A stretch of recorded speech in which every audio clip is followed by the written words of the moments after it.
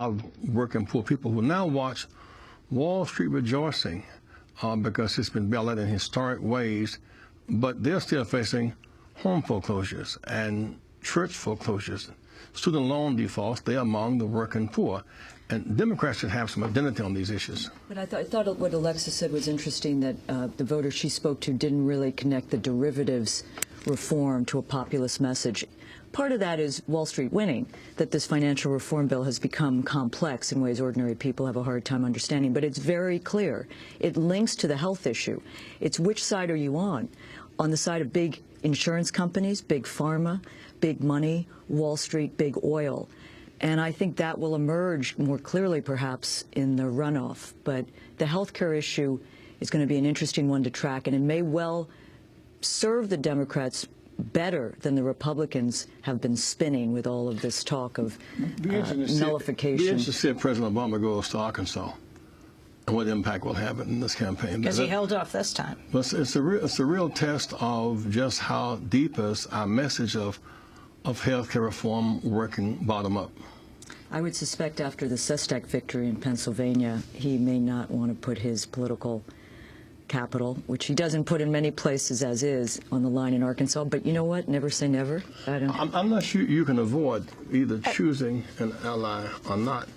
There is no answer present. You kind of fall against it. If so, what would the impact of his presence be? Alexis Semendinger, what about that? What would the impact, and why didn't Bill Clinton go for Blanche Lincoln this time? Oh, well, President Clinton and President Obama both cut radio ads supporting Blanche Lincoln, Senator Lincoln. And, of course, President Obama, feeling very compelled to support incumbent senators, Democratic senators, has said that he was very supportive of Senator Lincoln. The thing that's very challenging for her, as you can imagine, in Arkansas, which has an undertow of race issues, a long history of that, is that she was trying to position herself in the center, thinking ahead to November. And here she found herself up against Bill Halter and felt that she had to tack slightly through lip service and positioning to the left. Now she's in a primary. She tried to embrace President Obama more closely. I mean, her ads suggested that she was trying to go against Washington, and yet she was very eager down when she needed him to get President Obama to help her. Then after the primary is over, she is going to have to go to the right again if she wants to try to survive in November. So I think it is a very challenging thing for her as an incumbent, 18 years in Congress, to figure out how she can hug the President of the United States, a Democrat, considered in her state not necessarily the most popular figure, and then still survive in November. It's challenging. Well, I want to thank you, Alexis Semendinger, for being with us. And I want to go back now in Kentucky to Rand Paul to just play a clip we played earlier. I don't know how many people really got to hear his victory speech last night at a country club in Bowling Green, Kentucky. Words, we've come to take our government back.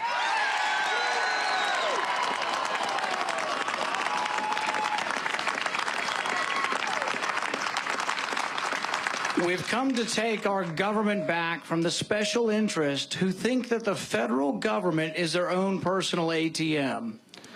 From the politicians who bring us oversized fake checks emblazoned with their signature as if it was their money to give. Washington is horribly broken. I think we stand on a precipice. We are encountering a day of reckoning. And this movement, this Tea Party movement, is a message to Washington that we're unhappy and that we want things done differently. We now have a president, though, who apologizes for America's greatness.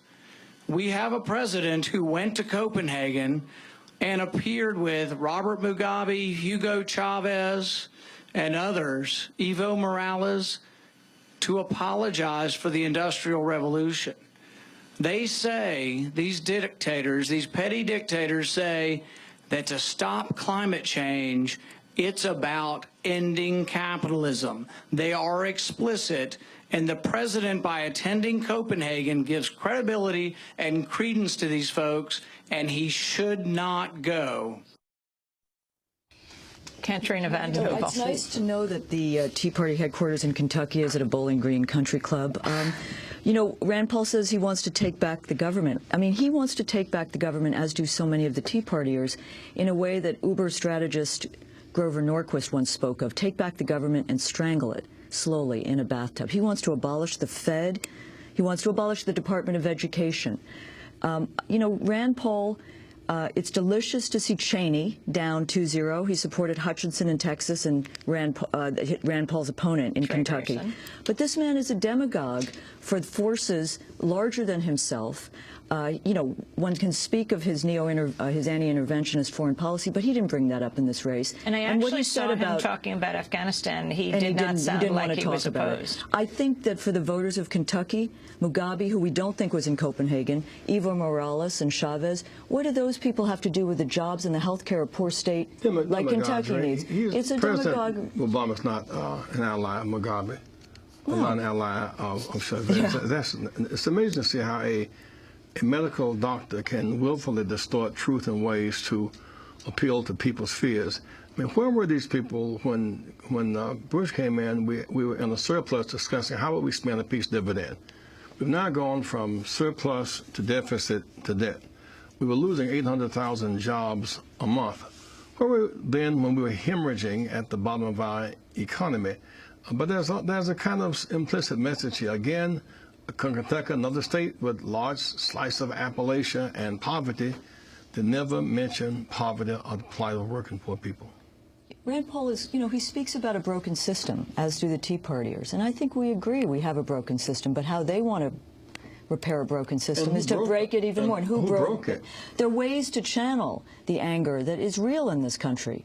But the channeling you hear from a Rand Paul is a channeling into a destructive counter force. But I think, you know, moving forward, it's worth noting that the week before, Amy, the Tea Partiers didn't do that well. I mean, you had a set of primaries which went sort of under the radar in Indiana, Ohio, North Carolina.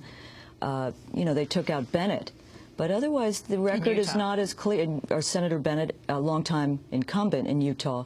But the record's not that clear. And I think it's incumbent upon more, you know, affirmative forces in this country in this next period to channel this volatility, this anger, in a way so we have an economy that works for working people and that isn't kind of ignoring the poverty, the pain, because that can, as we know through history, in other countries in our country, move in a direction we are seeing as we listen to a Rand Paul who speaks lunacy about President Obama wanting to destroy capitalism. I mean, Roosevelt, Obama, these people were great, you know, leaders in ways, but they wanted to save capitalism from its excesses. But what people see is President Obama, who talked about economic change, certainly, and jobs for working people, aligning himself with the biggest banks and people who are destitute, who are losing their homes, who are losing their jobs, seeing these huge bonuses and incredible profits going to these very banks. Bad economic policy and suicidal politics. And I think we need to address that. But they have the same alliances. I met with some people from Kentucky and West Virginia doing a Tea Party rally the day of the health care debate. And the guy actually got through some of his fears and anger, and he's fighting for liberty. And Amy had on an oxygen mask trying to breathe. In one pocket, a Medicare card, the other a Social Security card, fight against big government. So what was he? And he was criticizing you, talking criticizing about big government. I mean, is Paul against the grants to go to the University of Kentucky or Louisville? Is he against interstate highway? And is he against the government research to deal with black lung disease? A coal miner dies from black lung disease every 6 hours, most of whom come to the hospital there in the Kentucky, for example.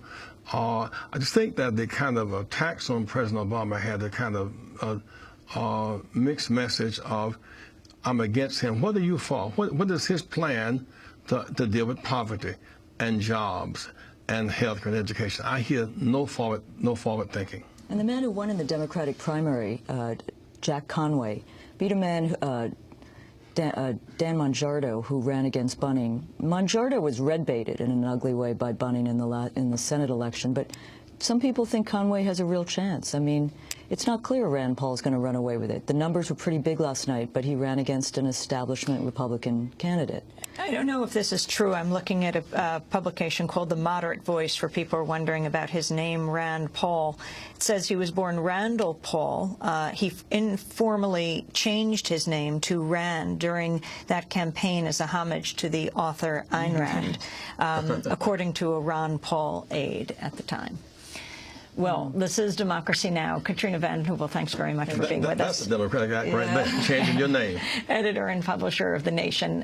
She blogs at thenation.com. Reverend Jackson's going to stay with us as we move to Detroit and also talk about some anniversaries like Brown v. Board of Education. Stay with us.